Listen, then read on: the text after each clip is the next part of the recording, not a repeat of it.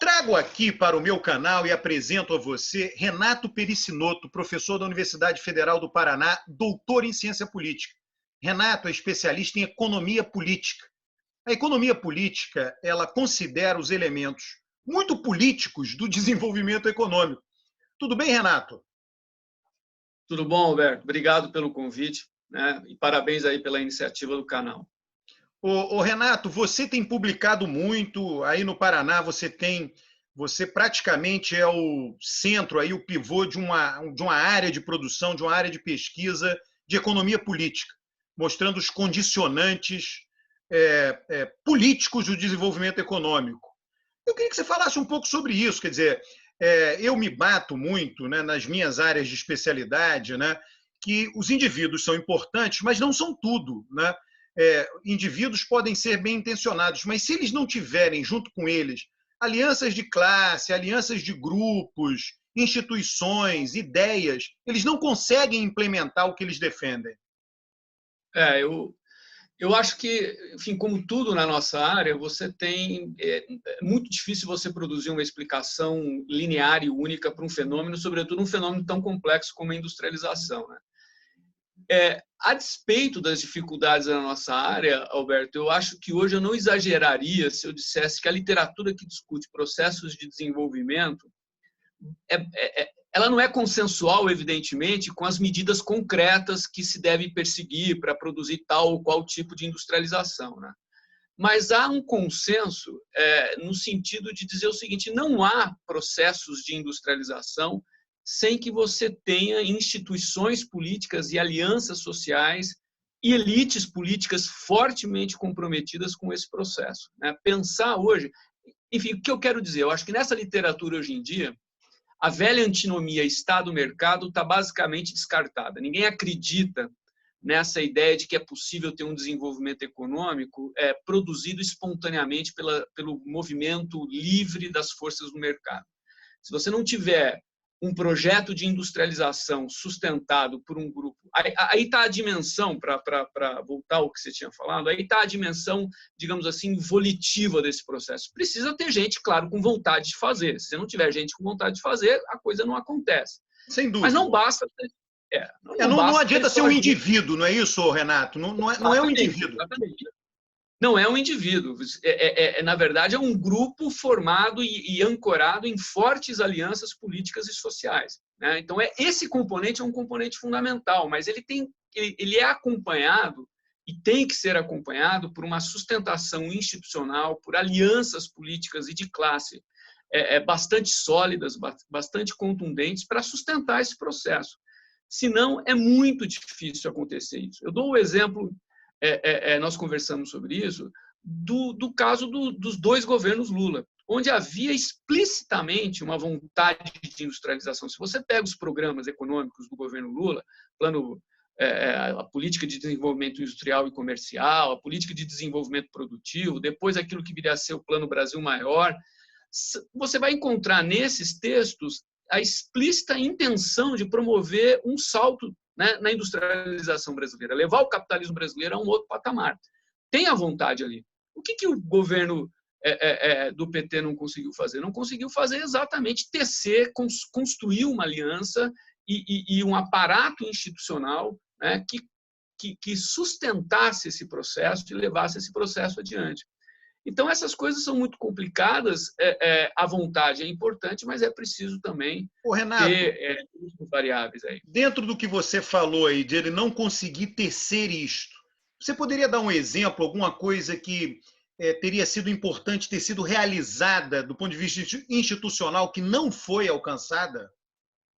Por exemplo, depois do fim do período desenvolvimentista no Brasil, aquele início da década de 90, o consenso de Washington, etc., a gente passou um processo de desestruturação, acho que o Collor foi o pontapé inicial nisso, de forma muito radical, o processo de desconstrução da capacidade de planejamento do Estado brasileiro, que nunca foi comparável àquilo que se construiu numa Coreia do Sul, aquilo que se construiu no Japão, mas tínhamos instrumentos, né, de planejamento, de coordenação construídos ao longo do tempo e que depois foram destruídos e nós fomos, como diz às vezes a literatura, desaprendendo a fazer política econômica e política industrial, né, intervencionista, com capacidade de planejamento, etc. Até hoje, a literatura fala que um dos componentes mais importantes de políticas industriais bem-sucedidas é a centralização de instrumentos de intervenção, de planejamento, de formulação de políticas na presidência da República, né? E o que aconteceu, ao meu ver, durante os governos Lula, que não foi feito e deveria ser feito? Uma reforma do Estado nesse campo. Eu acho, Alberto, que nós, cientistas políticos, com razão, enfatizamos muito a importância da reforma política, que é um tema caro a todos nós sabemos a importância disso. Mas, ao mesmo tempo, deixamos de lado um problema crucial para o desenvolvimento brasileiro, que é o problema do Estado brasileiro. O Estado brasileiro precisa recuperar instrumentos e ferramentas de planejamento e coordenação. Se não recuperar isso, não tem jeito, nós estamos simplesmente jogando, digamos, na lata do lixo, um dos mais poderosos instrumentos de ação coletiva que o ser humano já criou, né? E sem isso, nós não conseguimos fazer isso. É claro, a gente pode se perguntar por que não conseguiram fazer isso. Uma das questões tem a ver com as alianças políticas. Nós sabemos, por exemplo, que você tem no funcionalismo público, no Estado brasileiro, uma parte significativa da base de apoio político eleitoral das esquerdas, por exemplo, né? Então, quando você fala em reforma do Estado, parece que necessariamente você está querendo fazer uma destruição do aparato estatal. Não, eu sou insuspeito, porque eu acho que o Estado é fundamental. Mas o Estado brasileiro precisa passar por uma reforma no sentido de recuperar sua capacidade de planejamento, de intervenção. Nós não precisamos de menos estados, nós precisamos de mais estados, mas a gente precisa saber que estado é esse, né? Então, eu acho que esse foi o problema. O que você levanta é o seguinte: uma eventual reforma encontraria ou encontra, né, muita resistência em uma base eleitoral importante da esquerda. Exatamente, exatamente. De modo que, às vezes, você não consegue nem pautar o problema, né? E isso acontece nesse campo muito importante da política econômica e da política industrial, acontece dentro da universidade da qual eu sou parte. Quando você reconhece problemas evidentes na universidade pública, e eu sou também insuspeito, porque eu apoio o caráter público da universidade, mas eu sei, a minha instituição tem problemas, é preciso melhorá-la incrementalmente. Você não consegue pautar isso, porque parece que, ao pautar isso, você está imediatamente sugerindo o fim da universidade pública. Então, essa lógica argumentativa, às vezes, dificulta também você tecer alianças em torno de objetivos como esse. É interessante o que você está dizendo, Renato. Você está dizendo o seguinte: eu chego lá, tem um projeto, né? Sei lá, vou industrializar o país. Aí chego lá e diz, não, mas agora, primeiro, para conseguir reindustrializar o país, eu tenho que fazer uma reforma da carreira de funcionário público. Sem isso, não conseguirei reindustrializar, não adianta, não é na base da... Tem a vontade, mas não é só vontade. Aí eu te dizer, eu tenho que mandar um projeto de lei, tem que, sei lá, mandar um conjunto de novas legislações. E aí eles vão parar no Congresso. Então, toda a minha intenção, quer dizer, aquele negócio do inferno está cheio de boas intenções. Eu não consigo, porque eu não consigo criar as instituições que vão levar ao desenvolvimento econômico, à industrialização, por exemplo. Exatamente. Então, você tem exemplos muito contundentes no Brasil mesmo e na história do desenvolvimento industrial no mundo afora. Quer dizer, você tem...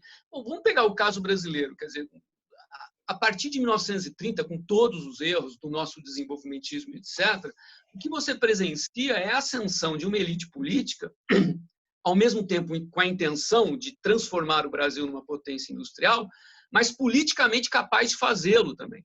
Porque constrói uma burocracia enquanto instrumento de intervenção fundamental, porque traz parte da burguesia industrial para dentro do Estado brasileiro como parceiro, né, de condução desse processo de industrialização, porque cria uma política mal ou bem de inclusão social dos setores operários e trabalhadores. Tudo que nós falamos de Era Vargas resume isso que nós estamos conversando aqui. Não é só o Vargas, né?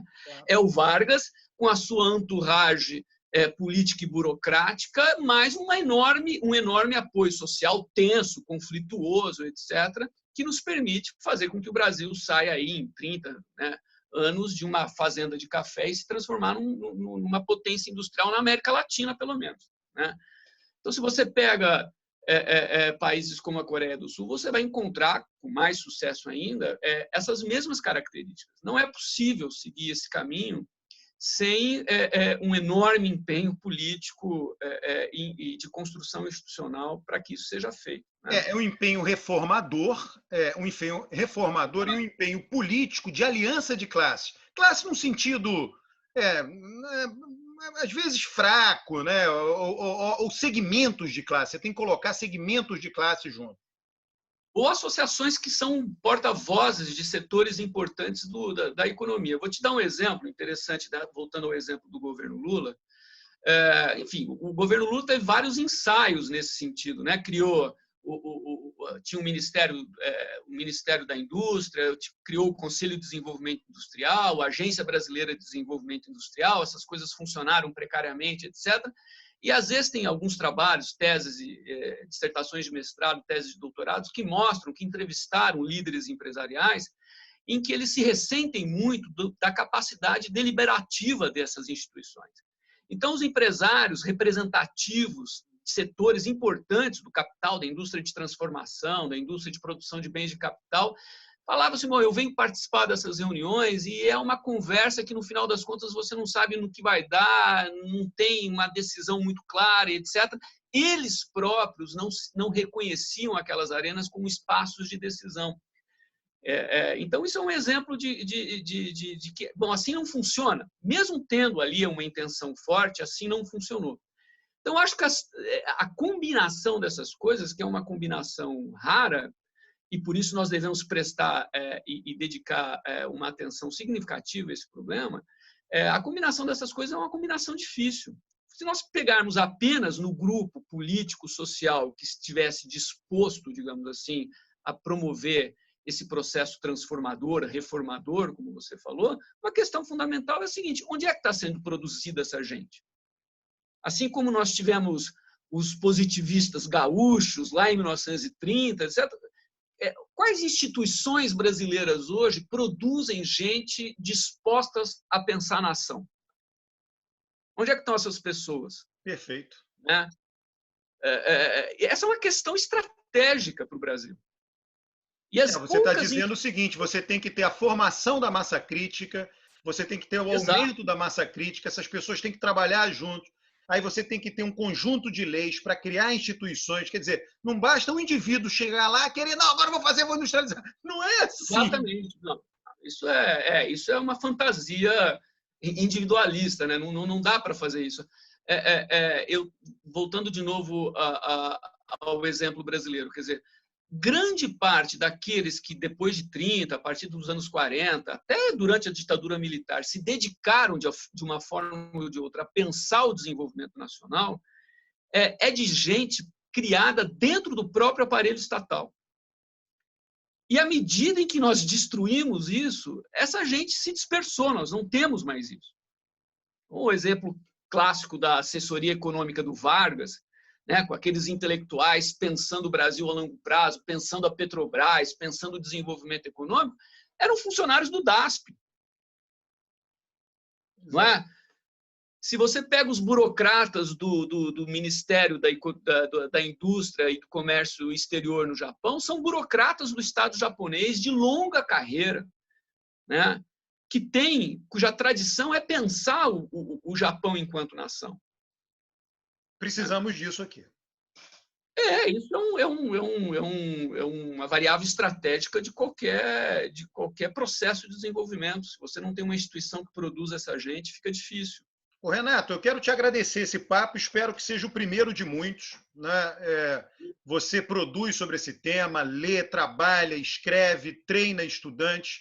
Então, a sua contribuição para a gente pensar o Brasil, acho que pode ser muito grande, Renato. Eu queria te agradecer aí por esse vídeo aqui.